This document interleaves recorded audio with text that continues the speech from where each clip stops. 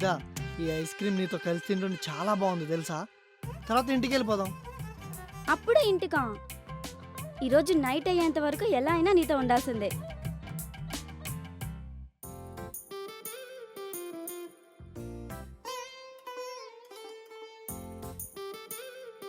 Ice cream అద్భుతంగా ఉంది కదా. ఐస్ అవును, క్రీమ్ బాగుంది. నేను కొనిపించాను కదా అందుకే. నువ్వు కొనిచ్చావు కాబట్టి అంత బాగుంది.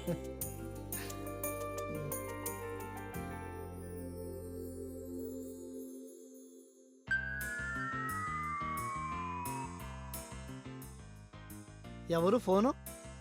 మా డాడ్లే. లిఫ్ట్ చేయి, అర్జెంట్ ఏమో.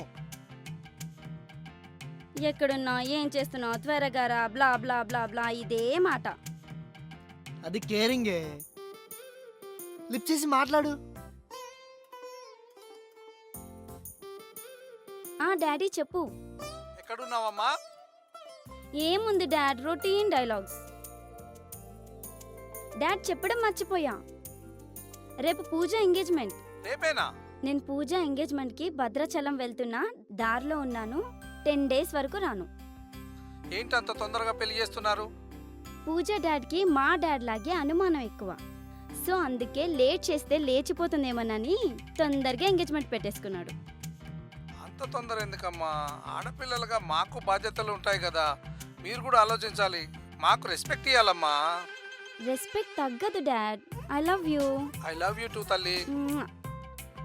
మరి డ్రెస్సెస్ ఎలాగమ్మా? ఎలా ఉంటావు? మన ఇంటికి అది నైట్ డ్రెస్లో వచ్చి నా డ్రెస్లే వారం రోజులుండి వారం వాడింది డాడ్. అలాగా?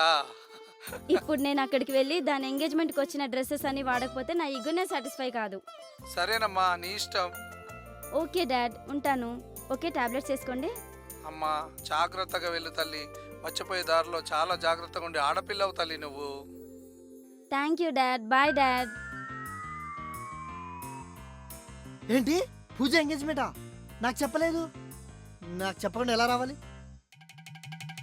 ఉట్టి అబద్ధమే, దానికి పెళ్ళంటే అస్సలు ఇష్టం ఉండదు.